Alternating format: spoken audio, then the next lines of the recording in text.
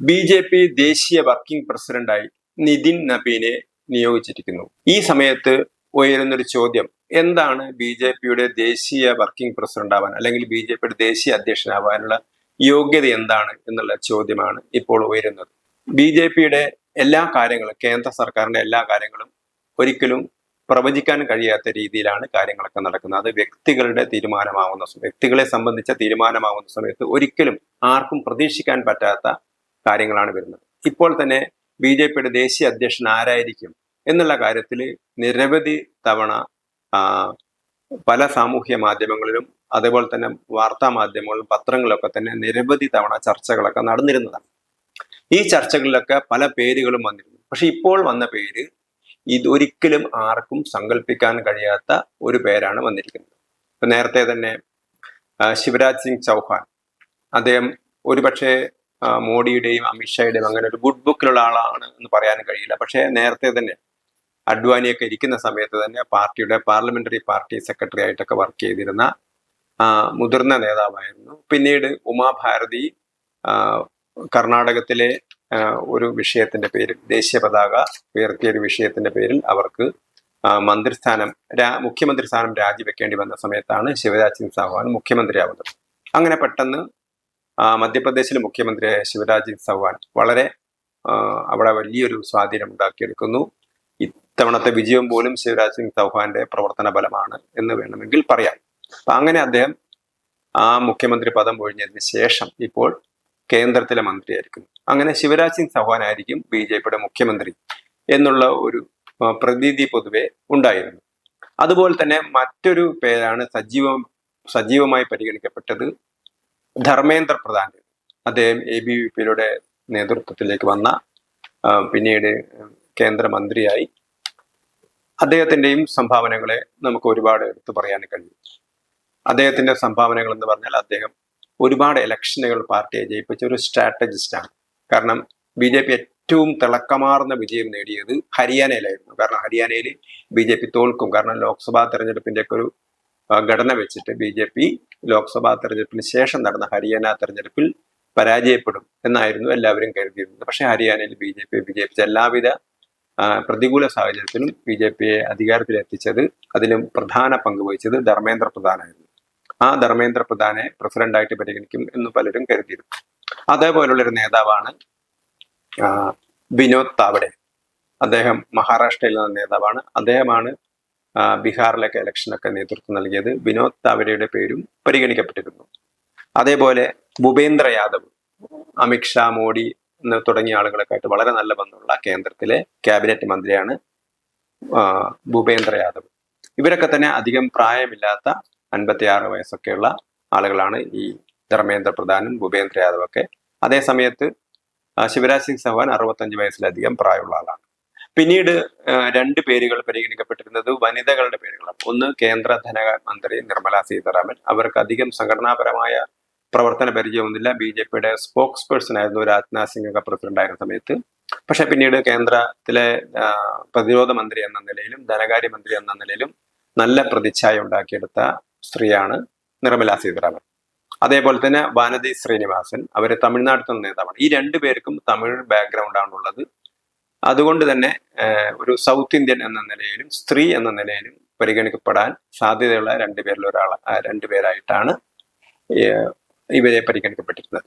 അങ്ങനെയുള്ള 5-6 പേരാണ് പ്രധാനമായിട്ടും ബി.ജെ.പിയുടെ നേതൃത്വ നിരയിലേക്ക് അടുത്ത പ്രസിഡന്റ് ആവണം ആരായിരിക്കും എന്ന കാര്യത്തിൽ പൊതുവെ വന്ന അഭിപ്രായങ്ങൾ. ഇതൊക്കെ പാർട്ടി പല ഫോറങ്ങളിലും വളരെ അധികം ചർച്ച ചെയ്യുകയും RSS നേതൃത്വമൊക്കെ ആയിട്ടൊക്കെ ഈ പേരുകൾ ചർച്ച ചെയ്യപ്പെട്ടു എന്നാണ് അറിയുന്നത്.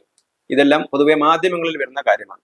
പക്ഷേ ഇപ്പം എന്താണ് സംഭവിച്ചിരിക്കുന്നത്? ഇപ്പം സംഭവിച്ചിരിക്കുന്നത് നിതിൻ നബീൻ എന്ന് പറയുന്ന 45 വയസ്സുകാരനെ ബി.ജെ.പിയുടെ ദേശീയ വർക്കിംഗ് പ്രസിഡന്റായിട്ട് നിയമിച്ചിരിക്കുക. ഇദ്ദേഹത്തിന്റെ പ്രവർത്തന പരിചയം ഏതാണ്ട് 20 വർഷം മാത്രമാണ് ഇദ്ദേഹം പാർട്ടിയായിട്ട് ബന്ധപ്പെട്ടിരിക്കുന്നത്. അദ്ദേഹം MLA ആവുന്നത് തൻ്റെ അച്ഛൻ മരിച്ച സമയത്ത് ആ ഒഴിവിലേക്ക് അന്നത്തെ ബീഹാറിലെ നേതാവ് കൈലാസപതി മിശ്രയെ പോലുള്ള ആളുകളൊക്കെ തന്നെ അദ്ദേഹത്തിന് അമ്മയോട് മത്സരിക്കാൻ ആവശ്യപ്പെടുകയാണ്. പറ്റ്നയിലെ സീറ്റിൽ മത്സരിക്കാൻ ആവശ്യപ്പെടുകയാണ്. പക്ഷെ അമ്മ പറഞ്ഞു, എന്നെ കൊണ്ടുപോയില്ല, മകനെ ആക്കി പോകുന്നു. അങ്ങനെ ആ സമയത്താണ് 25-കാരനായ നിതിൻ നബീൻ MLA ആവുന്നത്. 3-4 തവണ അദ്ദേഹം MLA ആയി, മന്ത്രിയുമായി. ബീഹാറിൽ അദ്ദേഹം മന്ത്രിയായി. ഇത്തവണയും അദ്ദേഹം മന്ത്രിയായിരുന്നു. ഈ നാമനിർദ്ദേശം വരുന്ന സമയത്തും അദ്ദേഹം ബീഹാറിലെ മന്ത്രിയാണ്. ഇങ്ങനെ വലിയ പ്രവർത്തന പരിചയമില്ലാത്ത, പക്ഷെ അദ്ദേഹത്തെ കുറിച്ച് നിയമസഭയിൽ 2022 നിതീഷ് കുമാർ, ഇപ്പൊ മുഖ്യമന്ത്രിയായിരിക്കുന്ന നിതീഷ് കുമാർ, അന്നും അദ്ദേഹം മുഖ്യമന്ത്രിയായിരുന്നു. പക്ഷെ അന്ന് അദ്ദേഹം BJP ആയിട്ട് തെറ്റി പ്രതിപക്ഷ RLD ഉൾപ്പെടെയുള്ള കോൺഗ്രസ് ഉൾപ്പെടെയുള്ള പാർട്ടികളുടെ പിന്തുണയോടുകൂടിയാണ് ഭരിക്കുന്നത്. അപ്പം തന്റെ നിയമസഭയിൽ വിമർശിച്ച സമയത്ത് നിതിൻ നബീൻ അദ്ദേഹം കൊടുത്ത മറുപടി, നിങ്ങൾ നിങ്ങളുടെ അച്ഛന്റെ കെയർ മാത്രം MLA ആയ ആളാണ് എന്നുള്ളൊരു ചോദ്യമാണ്. അതായത് അച്ഛൻ മരിച്ചത് കൊണ്ട് മാത്രം MLA ആളാണ് നിങ്ങൾ എന്നെ വിമർശിക്കാൻ പാടില്ല, ഞങ്ങളുടെ പാർട്ടി നിങ്ങൾക്ക് അന്ന് സപ്പോർട്ട് ചെയ്തിരുന്നതാണെന്നൊക്കെ നിതീഷ് കുമാർ പറഞ്ഞിരുന്നു. അപ്പൊ അവിടെ ഒരു കാര്യം എന്ന് പറഞ്ഞാൽ BJP എന്നും പ്രകടിപ്പിക്കുന്ന കുടുംബാധിപത്യം, ആ കുടുംബാധിപത്യത്തിന്റെ ഒരു ലാഞ്ചന നമുക്ക് അവിടെ കാണാൻ കഴിയും. കാരണം ഇതിനു മുമ്പ് അദ്ദേഹം അഖില ഭാരതീയ വിദ്യാർത്ഥി പരിഷത്തിലോ RSSലോ ഉള്ള സംഘടനകളൊന്നും തന്നെ പ്രവർത്തിച്ചതായിട്ട് അറിയില്ല. അദ്ദേഹത്തിന് അച്ഛൻ MLA ആയിരുന്നു. അദ്ദേഹം പഠിച്ചത് ഡൽഹിയിലെ ഒരു എഞ്ചിനീയറിംഗ് കോളേജിലാണ് അദ്ദേഹം പഠിച്ചത്. അപ്പം അങ്ങനെ സ്കൂൾ വിദ്യാഭ്യാസമൊക്കെ ഡൽഹിയിലായിരുന്നു. പിന്നീട് എഞ്ചിനീയറിംഗ് വിദ്യാഭ്യാസം, ആ എഞ്ചിനീയറിംഗ് വിദ്യാഭ്യാസം പൂർത്തിയാക്കിയിട്ടില്ല. അതുകൊണ്ട് തന്നെ അദ്ദേഹത്തിന്റെ രേഖകളിൽ ഇന്റർമീഡിയറ്റ് എന്നാണ് കാണുന്നത്. പക്ഷേ നിതിൻ നബീനെ സംബന്ധിച്ചിടത്തോളം അദ്ദേഹം മികച്ച ഒരു സംഘാടകനായിട്ട് മാറുകയായിരുന്നു. കാരണം BJP പോലത്തെ ഒരു ദേശീയ പാർട്ടിയുടെ പ്രസിഡന്റ് ആരായിരിക്കണം എന്ന കാര്യത്തിൽ അദ്ദേഹം ഒരു ചെറുപ്പക്കാരനായിരിക്കണം. ചെറുപ്പം എന്ന് പറഞ്ഞാൽ രാഷ്ട്രീയത്തിലെ ചെറുപ്പം എന്ന് പറഞ്ഞാൽ 50-60 വയസ്സൊക്കെയാണ് രാഷ്ട്രീയത്തിലെ ചെറുപ്പം. അതേപോലെ തന്നെ നല്ലൊരു സംഘാടകനായിരിക്കണം. ഈ കാര്യങ്ങളൊക്കെ നിതിൻ നബീനെ സംബന്ധിച്ചിടത്തോളം അദ്ദേഹത്തിന് ഉണ്ട് എന്നുള്ളതാണ് ഒരു കാര്യം. കാരണം അദ്ദേഹം നല്ല സംഘാടകനാണ്. പക്ഷെ ആദ്യം അദ്ദേഹത്തിന് സംഘടനാ ചുമതല കൊടുക്കുന്നത് സിക്കിമിലായിരുന്നു. ആ സിക്കിമിലെ BJPക്ക് അത്രയൊന്നും സ്വാധീനമില്ലാത്ത സിക്കിമിലാണ്. ആ സിക്കിമിലെ എല്ലാ സീറ്റിലും തോൽക്കുന്നു. BJPക്ക് 1.6% വോട്ട് മാത്രമാണ് കിട്ടിയത്. പിന്നീട് അദ്ദേഹത്തെ ഛത്തീസ്ഗഡിലെ സഹപ്രഭാരിയാക്കുകയാണ്, ഇൻചാർജ് ആക്കി മാറ്റുകയാണ്. ആ ഇലക്ഷൻ സമയത്ത് അന്ന് പുരന്തേശ്വരിക്കായിരുന്നു ഛത്തീസ്ഗഡിന്റെ ചുമതല. പിന്നീട് ഇവരെയൊക്കെ മാറ്റി മാഥൂറിനെ ചുമതലയേൽപ്പിക്കുന്നു. മാഥൂർ ഛത്തീസ്ഗഡിലെ ഇലക്ഷൻ പ്രവർത്തനത്തിന് നേതൃത്വം നൽകുന്ന സമയത്ത് 2023 കാരണം അന്ന് BJP ഛത്തീസ്ഗഡിൽ അധികാരത്തിൽ വരില്ല. ഭൂപേഷ് ബാഗലിന്റെ നേതൃത്വത്തിൽ കോൺഗ്രസ് ഗവൺമെന്റാണ് ഉള്ളത്. അവർ അധികാരത്തിൽ തുടരുമെന്നുള്ളതായിരുന്നു പൊതുവെ കണക്കാക്കപ്പെട്ടിരുന്നത്. അന്ന് മാഥൂറിന്റെ നേതൃത്വത്തിലാണ് പ്രവർത്തനം നടന്നത്. പക്ഷെ ആ സഹായിയായിട്ട് ആരുണ്ടായിരുന്നു? നിതിൻ നബീനും ഉണ്ടായിരുന്നു. അപ്പൊ അങ്ങനെ ഒരു വിജയത്തിന്റെ ഒരു ശില്പി എന്ന രീതിയിൽ അദ്ദേഹത്തിന് വേണമെങ്കിൽ കാണാൻ കഴിയും. പക്ഷെ 2024 ലോക്സഭാ തെരഞ്ഞെടുപ്പിൽ നിതിൻ നബീന് ഒന്നാം ഘട്ട തെരഞ്ഞെടുപ്പിന്റെ 3 ആഴ്ച മുമ്പ് അദ്ദേഹത്തിന് ചുമതല കൊടുക്കുകയാണ്. അദ്ദേഹം കാര്യമായിട്ട് അവിടെ പ്രവർത്തിക്കുന്നു. അദ്ദേഹത്തിന് ഛത്തീസ്ഗഡിൽ നിന്നുള്ള 11 ലോക്സഭാ സീറ്റിൽ 10 സീറ്റിലും BJPയെ വിജയിപ്പിക്കാൻ നിതിൻ നബീന് കഴിയുന്നു എന്നുള്ളതാണ് ഒരു പ്രധാനപ്പെട്ട അദ്ദേഹത്തിന്റെ പ്ലസ് പോയിന്റ് ആയിട്ട് എടുത്തു കഴിയുന്നത്. പക്ഷെ എന്നാണോ അദ്ദേഹം MLA ആയി മാറിയത്, അന്ന് മുതൽ അദ്ദേഹം സംഘടനാപരമായ ഒരു അച്ചടക്കം പാലിക്കുന്നു എന്നുള്ളത് എടുത്തു പറയേണ്ട കാര്യമാണ്. കാരണം അദ്ദേഹം ഒരു വേദിയിലിരിക്കുന്ന സമയത്താണ്, ബീഹാറിലെ ഉപമുഖ്യമന്ത്രിയൊക്കെ ഉൾപ്പെടെയുള്ള ആളുകൾ ഇരിക്കുന്ന 4000-ഓളം പേരിരിക്കുന്ന ഒരു സമ്മേളനത്തിന്റെ വേദിയിലിരിക്കുന്ന സമയത്താണ് നിതിൻ നബീനും BJPയുടെ വർക്കിംഗ് പ്രസിഡന്റായി താങ്കളെ നിയമിച്ചു എന്ന ഒരു വിവരം ലഭിക്കുന്നത്. സാധാരണഗതിയിൽ അയാൾ പെട്ടെന്ന് എല്ലാവരോടും പറയേണ്ട കാര്യം, അങ്ങനെയാണ് എല്ലാവരും ചെയ്യുന്നത്. പക്ഷെ അദ്ദേഹം ഇതൊരു സംഘടനാപരമായ കാര്യമായതുകൊണ്ടും ആ ഒരു പ്രോഗ്രാം ഒരു ഓർഗനൈസേഷണൽ പ്രോഗ്രാം ആയതുകൊണ്ടും ആ പരിപാടി തീരുന്നത് വരെ അദ്ദേഹം ഇത് സംബന്ധിച്ച് യാതൊരു വെളിപ്പെടുത്തലുകളും നടത്തുന്നില്ല. തന്നെ വർക്കിംഗ് പ്രസിഡന്റായി നിയമിച്ചു എന്നുള്ള കാര്യമൊക്കെ പിന്നീടാണ് അദ്ദേഹം അറിയുന്നത്. അദ്ദേഹം പുറത്തു പറയുന്നു. അതേപോലെ അദ്ദേഹം ഭാര്യയോട് പറയുന്ന സമയത്ത് തന്നെ ഭാര്യ ചാനലിലൂടെ വിവരം അറിഞ്ഞു എന്നാണ് പറയുന്നത്. അപ്പൊ അത്രയും സംഘടനാപരമായ ഒരു കർക്കശ്യം അത് ചെറുപ്പകാലത്ത് RSSലോ ABVP തുടങ്ങിയ സംഘടനകളിലൊക്കെയോ, കാരണം പൊതുവെ BJPയുടെ നേതൃനിരയിലേക്ക് വരുന്നത് RSSന്റെയോ ABVPയുടെ ഒക്കെ സംഘടനാപരമായ പശ്ചാത്തലമുള്ള ആളുകളാണ് കൂടുതലും. അപ്പൊ അങ്ങനെ ഒരു പശ്ചാത്തലം ഇല്ലാത്ത ഒരാളാണ്. ഒരുപക്ഷെ പിതാവിന്റെ ഒരു പാരമ്പര്യം അദ്ദേഹത്തിനുണ്ട്. കാരണം പിതാവ് 3-4 തവണ അവിടെ നിന്നുള്ള MLA ആയിരുന്നു. ബീഹാർ പട്നയിൽ നിന്നുള്ള MLA ആയിരുന്നു. ആ ഒരു പാരമ്പര്യം മാത്രമാണ് ഇദ്ദേഹത്തിനുള്ളത്. പക്ഷെ ഇവിടെ ഏറ്റവും ശ്രദ്ധേയമായ കാര്യം എന്തുകൊണ്ടാണ് ഇങ്ങനെ ഒരാളെ ആക്കിയത് എന്നുള്ളതാണ് ഇപ്പോഴും ആർക്കും മനസ്സിലാകാത്ത കാര്യം. ഒരു BJPക്ക് ഒരു ജനകീയ മുഖം വേണം, ചെറുപ്പക്കാരൻ വേണം, നല്ല കഴിവുള്ള ആളുകൾ ആയിരിക്കണം. ഇതൊക്കെ ശരിയാണ്. പക്ഷെ ഇതൊക്കെയുള്ള മറ്റു പലരുള്ള സമയത്ത് എന്തുകൊണ്ടാണ് BJP നേതൃത്വം ഇങ്ങനെയൊരു തീരുമാനമെടുത്തത്? അതിന്റെ ഒരുപക്ഷെ BJP ഒന്നുകൂടി കടന്ന് ചിന്തിച്ചുകൊണ്ട് കുറച്ചുകൂടി യങ്ങർ ജനറേഷനിലേക്ക്, ഒരു 45 വയസ്സിലേക്ക് നേതൃത്വത്തിലെ ആളുകളെ കൊണ്ടുവന്നതായിരിക്കുമോ എന്ന ചോദ്യമോ വരുന്നുണ്ട്. ഇവിടെ മറ്റൊരു പ്രത്യേകത നമുക്ക് എടുത്തു പറയാൻ കഴിയുന്നത്, ബീഹാർ ഇലക്ഷൻ നടക്കുന്ന സമയത്ത് അവിടെ ചാത്ത് പൂജ നടക്കുന്ന സമയത്ത് ഇദ്ദേഹത്തിന്റെയും ഭാര്യ 3-4 ദിവസം ഉപവാസം എടുത്ത് പൂജ ചെയ്തിരുന്നു. അന്ന് പ്രസാദം വാങ്ങാൻ വേണ്ടി ഒക്ടോബറിൽ അവിടുത്തെ ഇലക്ഷൻ നടക്കുന്ന സമയത്ത് അമിത്ഷാ അവിടെ എത്തിയിരുന്നു എന്നുള്ളതാണ് കാര്യം. പക്ഷെ അന്ന് അമിത്ഷാ വന്നതിന് ആരും അത്ര ഗൗനിച്ചിരുന്നില്ല. കാരണം ഇലക്ഷൻ സമയത്ത് നേതാക്കന്മാരൊക്കെ വരുന്നു പോകുന്നു. പക്ഷെ അമിത്ഷാ ഒരു പ്രത്യേക ഉദ്ദേശത്തോടു കൂടി തന്നെയായിരുന്നു വന്നത് എന്നുള്ള കാര്യമാണ് ഇപ്പോൾ പുറത്തു വരുന്നത്. അപ്പൊ അതിന്റെ അർത്ഥം അമിത്ഷായുടെ ഒരു അടുപ്പക്കാരനാണ് ഇയാൾ എന്നാണ് നിതിൻ നബീൻ. അപ്പൊ ഈ ഒരു തീരുമാനത്തിന് പറയുന്നത് കാരണം ബി.ജെ.പിയിലെ മുഴുവൻ നേതാക്കന്മാരും പ്രധാനപ്പെട്ട 5-6 പേരെ പ്രസിഡന്റായിട്ട് പരിഗണിക്കപ്പെടുന്ന ആളുകൾക്ക് അവർക്ക് പ്രത്യേകിച്ച് മൈനസ് പോയിന്റുകളൊന്നും ഇല്ലാത്ത പ്രമുഖരായ നേതാക്കളാണ് ഇവരെല്ലാവരും തന്നെ. എല്ലാവരും കടയറ്റ സംഘാടകരാണ്, ദേശീയ നേതൃനിരയിലൊക്കെ അറിയപ്പെടുന്ന ആളുകൾ. അപ്പൊ ഇവരെയൊക്കെ മാറ്റിക്കൊണ്ട് എന്തുകൊണ്ടാണ് ഇദ്ദേഹത്തെ കൊണ്ടുവന്നത് എന്നാണ് ആലോചിക്കുന്നത്. അപ്പൊ ഇദ്ദേഹത്തെ കൊണ്ടുവന്ന സമയത്ത് ഇദ്ദേഹത്തോടൊപ്പം പ്രവർത്തിച്ചിരുന്ന ആളുകൾ, ഉദാഹരണത്തിന് ബി.ജെ.പി പ്രമുഖ നേതാവായിരുന്ന പ്രമോദ് മഹാജന്റെ മകൾ പൂനം മഹാജൻ പൂനം മഹാജൻ ബോംബെ നോർത്ത് സെൻട്രലിലെ MP ആയിരുന്നു. പ്രിയാദത്തിനെ തോൽപ്പിച്ചാണ് അവർ MP ആയത്. അന്ന് യുവമോർച്ചയുടെ ദേശീയ പ്രസിഡന്റ് എന്ന നിലയിൽ മികച്ച പ്രവർത്തനമാണ് അവർ കാഴ്ചവെച്ചത്. പക്ഷെ തൊട്ടടുത്ത തെരഞ്ഞെടുപ്പിൽ അവർക്ക് സീറ്റ് കൊടുത്തില്ല. അപ്പൊ അതിന് പകരം ഒരു മികച്ച പ്രോസിക്യൂട്ടർ ആയിരുന്ന ബി.ജെ.പിക്കൊക്കെ താല്പര്യമുണ്ടായിരുന്ന കേസിൽ മികച്ച പ്രോസിക്യൂട്ടർ ആയിരുന്ന ഉജ്ജൽ നിഗമനെയാണ് സ്ഥാനാർത്ഥിത്വം കൊടുത്തത്. ഉജ്ജൽ നിഗമാണ് ആ തെരഞ്ഞെടുപ്പിൽ തോക്കുകയും ചെയ്തു. പിന്നീട് അദ്ദേഹത്തെ രാജ്യസഭാ അംഗമാക്കുകയും ചെയ്തു. അപ്പം ഈ പൂനം മഹാജൻ പ്രസിഡന്റ് ആയിരിക്കുന്ന സമയത്ത് സംസ്ഥാന പ്രസിഡന്റ് ആയിരുന്ന ആളാണ് നമ്മുടെ നിതിൻ നബീൻ. എന്തുകൊണ്ട് പൂനം മഹാജനെ പരിഗണിച്ചില്ല? വേണമെങ്കിൽ പൂനം മഹാജനെ എന്തുകൊണ്ട് പരിഗണിച്ചില്ല എന്ന് വെച്ചാൽ പരിഗണിക്കപ്പെടാൻ പറ്റുന്ന പേരുകളിൽ ഒരാളായിരുന്നു. ഇപ്പം ഇനി അഥവാ വീണ്ടും അവർ പ്രായം കുറയ്ക്കുകയാണെങ്കിൽ, കാരണം ആദ്യത്തെ തലമുറയിലെ ആളുകൾ അല്ലെങ്കിൽ ഇപ്പോൾ ദേശീയ പ്രസിഡന്റ് ആവാൻ തെരഞ്ഞെടുക്കപ്പെട്ട അല്ലെങ്കിൽ ആലോചിക്കുന്ന പേരുകളൊക്കെ തന്നെ 55 വയസ്സ് 56 വയസ്സ് പ്രായമുള്ള ആളുകളാണ്. ഒരാൾ അതിൽ 60-ൽ കൂടുതൽ പ്രായമുള്ള ആളാണ്.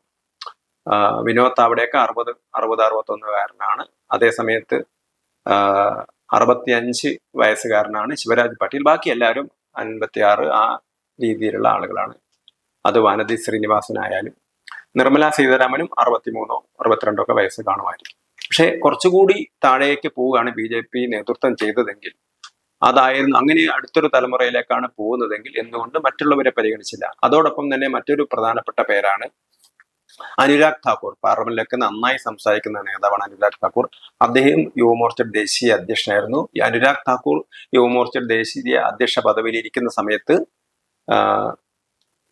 യുവമോർച്ചയുടെ ഭാരവാഹിത്വം വഹിച്ചിരുന്ന ആളാണ് നിതിൻ നബീൻ. പക്ഷെ അനുരാഗ് ഠാക്കൂറിനെ പരിഗണിച്ചില്ല. അനുരാഗ് ഠാക്കൂർ കേന്ദ്രമന്ത്രിയായിരുന്നു. അമിത്ഷായായിട്ട് മോദിയായിട്ടൊക്കെ വളരെ നല്ല ബന്ധമുള്ള ആളാണ്. പക്ഷെ എന്തുകൊണ്ടാണ് അദ്ദേഹത്തിന് ഇത്തവണ കേന്ദ്രമന്ത്രി പദം കിട്ടാഞ്ഞത് എന്നതിന്റെ കാര്യം അദ്ദേഹം JP നഡ്ഡയ്ക്ക് വേണ്ടി വഴിമാറി കൊടുക്കുകയായിരുന്നു. അല്ലെങ്കിൽ ഒരു 4 അംഗങ്ങൾ മാത്രമുള്ള ലോക്സഭയിലേക്ക് അയക്കുന്ന ഹിമാചൽ പ്രദേശിൽ നിന്ന് 2 മന്ത്രിമാരെ കൊടുക്കാൻ കഴിയാത്തത് കൊണ്ട് 4 അംഗങ്ങൾ മാത്രമാണ് ഹിമാചൽ പ്രദേശിൽ നിന്ന് ലോക്സഭയിലേക്കുള്ളത്. അങ്ങനെ 4 അംഗങ്ങൾ മാത്രമുള്ള ഹിമാചലിൽ നിന്ന് 2 മന്ത്രിമാരെ കൊടുക്കാൻ കഴിയാത്തത് കൊണ്ടാണ് JP നഡ്ഡയ്ക്ക് വേണ്ടിയിട്ട് ഇദ്ദേഹം വഴിമാറി കൊടുക്കേണ്ടി വന്നത്. പക്ഷേ JP നഡ്ഡ സ്ഥാനം ഒഴിയുന്ന സമയത്ത് വേണമെങ്കിൽ അനുരാഗ് ഠാക്കൂറിനെ പരിഗണിക്കാമായിരുന്നു. പക്ഷെ അനുരാഗ് ഠാക്കൂറിന് നറുക്ക് വീണില്ല. പകരം നറുക്ക് വീണത് നിതിൻ നബീനാണ്. ബി.ജെ.പിയിൽ തന്നെ ഒട്ടനവധി മറ്റ് നേതാക്കന്മാരുണ്ട്. വിപ്ലവ ദേവിനെ പോലത്തെ നേതാക്കന്മാരുണ്ട്. അവരൊക്കെ കാര്യമായ ചരിത്രം സൃഷ്ടിച്ച ആളുകളാണ്. കാരണം ത്രിപുരയിൽ ദീർഘകാലത്തെ CPM ഭരണത്തെ ഇല്ലാതാക്കി ബി.ജെ.പി അധികാരത്തിൽ എത്തിച്ചതിന് നേതൃത്വം വഹിച്ച ആളാണ് വിപ്ലവദേവ്. അദ്ദേഹം മുഖ്യമന്ത്രിയായിരുന്നു. അതേപോലെ തന്നെ ഹരിയാനയിലൊക്കെ ധർമ്മേന്ദ്ര പ്രധാന്റെ നേതൃത്വത്തിൽ ബി.ജെ.പി വിജയത്തിലേക്ക് കൈവരിക്കുന്ന സമയത്ത് സഹപ്രഭാരി എന്ന നിലയിൽ അല്ലെങ്കിൽ ജോയിന്റ് ഇൻചാർജ് എന്ന നിലയിലൊക്കെ പ്രവർത്തിച്ചിരുന്ന ആളാണ്. അതേപോലെ തന്നെ പശ്ചിമ ബംഗാളിൽ ബി.ജെ.പിയുടെ മുന്നേറ്റത്തിന് പിറകിലും വളരെ കാര്യമായ പ്രവർത്തിച്ചിരുന്ന ആളാണ് വിപ്ലവദേവ്. അങ്ങനെയുള്ള നിരവധി നേതാക്കന്മാർ ബി.ജെ.പിക്കുണ്ട്. പക്ഷെ അവരെയൊന്നും പരിഗണിക്കാതെ എന്തുകൊണ്ടാണ് നിതിൻ നബീനെ പരിഗണിച്ചത് എന്നുള്ള ചോദ്യമാണ് ഇപ്പോൾ വരുന്നത്. അതിന്റെ ഒരു പ്രധാനപ്പെട്ട കാരണം അദ്ദേഹം അമിത്ഷായായിട്ട് ഏറ്റവും അടുത്ത ബന്ധമുള്ള ഒരാളാണ് എന്നത് തന്നെയാണ് ഒരു പ്രധാനപ്പെട്ട കാര്യം. രണ്ടാമത് ഒരുപക്ഷെ അദ്ദേഹത്തിന്റെ ബീഹാറിൽ നേരത്തെ ഉണ്ടായിരുന്ന നേതാവ് നരേന്ദ്രമോദി ആയിരുന്നില്ല, മറിച്ച് സുശീൽ മോഡി ആയിരുന്നു. സുശീൽ മോഡിയോട് വളരെ താല്പര്യമുള്ള ആളായിരുന്നു മുഖ്യമന്ത്രി നിതീഷ് കുമാർ. അദ്ദേഹം ബി.ജെ.പി ആയിട്ട് ഇടഞ്ഞു നിൽക്കുന്ന സമയത്ത് അദ്ദേഹം പറഞ്ഞിരുന്നു, ഞങ്ങൾക്ക് ഇവിടെ ബീഹാറിൽ ഞങ്ങൾക്ക് ഒരു മോഡിയുണ്ട്, ഞങ്ങൾക്ക് നരേന്ദ്രമോദിയുടെ ആവശ്യമില്ല, ഞങ്ങൾക്ക് സുശീൽ മോഡി ഉണ്ട് എന്നൊക്കെ പറഞ്ഞിരുന്നു. പക്ഷെ സുശീൽ മോഡിയായിട്ട് വളരെ ബന്ധമുള്ള വളരെ അടുപ്പമുള്ള ആളായിരുന്നു നിതിൻ. എന്ത് തന്നെയായാലും നിതിനെ ബി.ജെ.പിയുടെ ദേശീയ നേതൃനിരയിലേക്ക് കൊണ്ടുവരുന്നതിന്റെ പിറകിൽ അമിത്ഷായുടെ കൈകളുണ്ട് എന്നാണ് പറയുന്നത്. കാരണം അദ്ദേഹം പ്രായക്കുറവുള്ള ആള് എന്ന നിലയിലാണ് അദ്ദേഹത്തെ പരിഗണിച്ചതെങ്കിലും മറ്റ് നേതാക്കന്മാരോട് ദേശീയ തലത്തിൽ അത്ര പിടിപാടില്ലാത്തൊരു നിതിൻ നബീനെ തന്റെ വരുതിയിൽ നിർത്താൻ പറ്റും, അമിത്ഷായ്ക്ക് കഴിയുമെന്നൊക്കെയുള്ള വാർത്തകൾ വരുന്നുണ്ട്. പക്ഷെ ആ മാധ്യമങ്ങളുടെ വാർത്തകളൊന്നും ഒരു സാങ്കത്യം ഉണ്ടാകണമെന്നില്ല. കാരണം മെറിറ്റ് നോക്കിയാണ് പലപ്പോഴും ബി.ജെ.പി സ്ഥാനാർത്ഥികളെ നിർണ്ണയിക്കുന്നത്. ഒരുപക്ഷെ മാധ്യമങ്ങൾ പറയുന്ന പേരുകൾ ആ പേരുകൾ ആവണം എന്നില്ല എന്ന് മാത്രം. ഉദാഹരണത്തിന് രാജസ്ഥാനിലാണെങ്കിലും മധ്യപ്രദേശിലാണെങ്കിലും ഒറീസയിലാണെങ്കിലും മുഖ്യമന്ത്രിമാരെയൊക്കെ നിശ്ചയിക്കുന്ന സമയത്ത് മാധ്യമങ്ങൾ എഴുതിയ പേരുകളൊന്നല്ല വന്നത്, പുതിയ താരങ്ങളെ കൊണ്ടുവരികയായിരുന്നു ബി.ജെ.പി ചെയ്തത്. ഒറീസയിൽ ധർമ്മേന്ദ്ര പ്രധാൻ മുഖ്യമന്ത്രിയാവും എന്നുവരെ പറഞ്ഞിരുന്നു. പക്ഷെ അവരെയൊക്കെ മാറ്റിയിട്ട് ആദിവാസി വിഭാഗങ്ങളിൽപ്പെട്ട ആളുകളെയും OBC-യിൽപ്പെട്ട ആളുകളെയും അതുപോലെ തന്നെ സാമൂഹികമായ എല്ലാ പരിഗണനകളും വെച്ചുകൊണ്ട് പുതിയ മുഖങ്ങളെ കൊണ്ടുവരികയായിരുന്നു ബി.ജെ.പി ചെയ്തിരുന്നത്. അതേപോലെ തന്നെ ഒരു പുതിയ മുഖമാണ് ഇവിടെ വന്നിരിക്കുന്നത്. പക്ഷെ എന്ത് തന്നെയായാലും അടുത്ത ലോക്സഭാ തെരഞ്ഞെടുപ്പ് വരെ, കാരണം ഇദ്ദേഹത്തിന്റെ നിയമനം നീളുകയാണ്, അത് മകരസംക്രാന്തി കഴിഞ്ഞതിന് ശേഷം മാത്രമേ നിയമനം ഉണ്ടാവൂ എന്നാണ് പറയുന്നത്. അങ്ങനെയാണെങ്കിൽ 2029 ലോക്സഭാ തെരഞ്ഞെടുപ്പ് നടക്കുന്ന സമയത്തും വളരെ ക്രൂഷ്യലാണ് 2029 ലോക്സഭാ തെരഞ്ഞെടുപ്പ്. കാരണം ഒരുപക്ഷെ അന്ന് മോദി പ്രധാനമന്ത്രി സ്ഥാനാർത്ഥിയായിട്ട് ഉണ്ടാവണമെന്നില്ല, ആര് പ്രധാനമന്ത്രിയാവും എന്ന ചർച്ചയും നടക്കാൻ സാധ്യതയുള്ള ഒരു കാര്യമാണ്. ആ സമയത്ത് 2029 ലോക്സഭാ തെരഞ്ഞെടുപ്പും നയിക്കുന്നത് നിതിൻ നബീന്റെ നേതൃത്വത്തിലായിരിക്കും. അതുകൊണ്ട് വളരെ ക്രൂഷ്യലായ ഒരു പോസ്റ്റിലേക്കാണ് നിതിൻ നബീനെ പോലുള്ളൊരു 45-കാരനായ യുവാവ് എത്തിയിരിക്കുന്നത്.